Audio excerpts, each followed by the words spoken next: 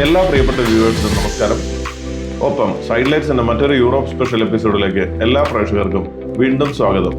ജർമ്മനിയിലെ പടിഞ്ഞാറൻ നഗരമായ കൊളോണിലെ കാഴ്ചകളിലേക്കാണ് ഈ എപ്പിസോഡിൽ സൈഡ്ലൈറ്റ്സ് നിങ്ങളെ കൊണ്ടുപോകുന്നത്. തൊട്ടയൽ രാജ്യമായ നെതർലൻഡ്സിലെ ഐൻഡ്ഹോവൻ എന്ന സ്ഥലത്ത് നിന്നും ബസ്സിലായിരുന്നു ഞങ്ങൾ കൊളോണിലേക്ക് യാത്ര തിരിച്ചത്.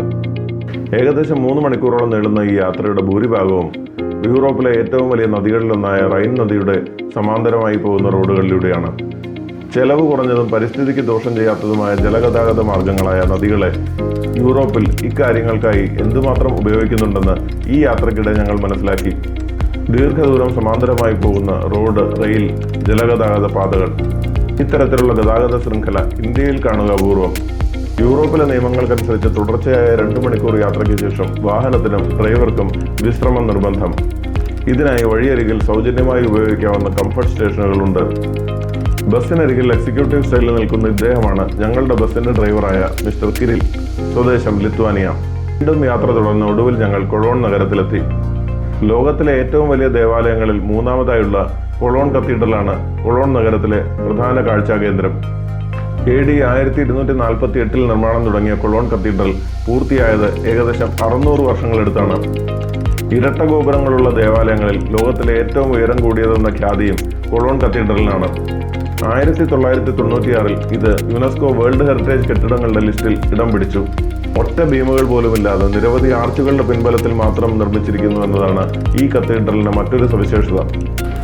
2ാം ലോകമഹായുദ്ധത്തിന്റെ അവസാന ഘട്ടങ്ങളിൽ ജർമ്മനിക്കെതിരെ സഖ്യകക്ഷികൾ നടത്തിയ കനത്ത ബോംബിങ്ങിൽ കൊളോൺ നഗരത്തിലെ മിക്ക കെട്ടിടങ്ങളും തകർന്ന് തരിപ്പണമായപ്പോഴും ഈ കത്തീഡ്രൽ മാത്രം അചഞ്ചലമായി നിലകൊണ്ടു. കത്തീഡ്രൽ കാണാനെത്തുന്ന മിക്കവരും ജാതി മതഭേദമന്യേ കത്തീഡ്രലിനകത്തുള്ള മദർ മേരിയുടെ രൂപം ദർശിക്കുകയും ആഗ്രഹസിദ്ധികൾക്കായി മെഴുകുതിരികൾ കത്തിച്ചു വെക്കുകയും ചെയ്യുന്നുണ്ട്. അകത്തെ സന്ദർശനം പൂർത്തിയാക്കി പുറത്തിറങ്ങിയപ്പോൾ പലതരത്തിലുള്ള വേറെയും കാഴ്ചകൾ കണ്ടു. സംഗീതോപകരണങ്ങൾ വായിച്ച് ജനശ്രദ്ധ ആകർഷിച്ച് പണം ശേഖരിക്കാൻ ശ്രമിക്കുന്നയാൾ, ലോകത്തിലെ വിവിധ പ്രശ്നങ്ങളെക്കുറിച്ച് പ്രതിപാദിച്ചുകൊണ്ടുള്ള ബാനർ പ്രദർശിപ്പിച്ചുകൊണ്ട് അവയെക്കുറിച്ചുള്ള അവബോധം ജനങ്ങളിലേക്ക് പകരാൻ ശ്രമിക്കുന്ന ചിലർ, ഇതിലൊന്നിലും പെടാതെ ഇടയ്ക്കിടെ ബിയർ കുടിച്ചുകൊണ്ടുള്ള ഒരു പ്രത്യേകതരം കായിക വിനോദത്തിൽ ഏർപ്പെട്ടിരിക്കുന്ന മറ്റു ചിലർ.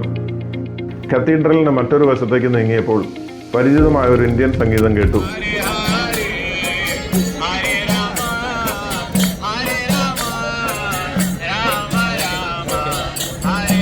ഒരു ക്രൈസ്തവ ദേവാലയത്തിനരികിൽ ഹരേ കൃഷ്ണ ഗാനം പാടി നൃത്തം ചെയ്തു നീങ്ങുന്ന ഈ സംഘത്തെ കാണുമ്പോൾ തന്നെ ജർമ്മനി എത്രമാത്രം മതസഹിഷ്ണുതയുള്ള രാജ്യമാണെന്ന് മനസ്സിലാക്കാം.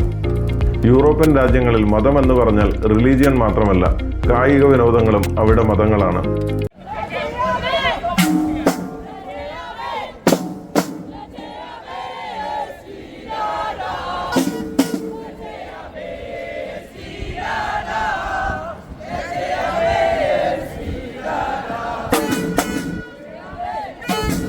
തങ്ങളുടെ പ്രിയപ്പെട്ട ഹാൻഡ്ബോൾ ടീമിന്റെ അന്ന് നടക്കുന്ന മത്സരം വീക്ഷിക്കുന്നതിനായി കൊട്ടും കുരവയും ആർപ്പുവിളികളുമായി നീങ്ങുകയാണ് ഈ സംഘം.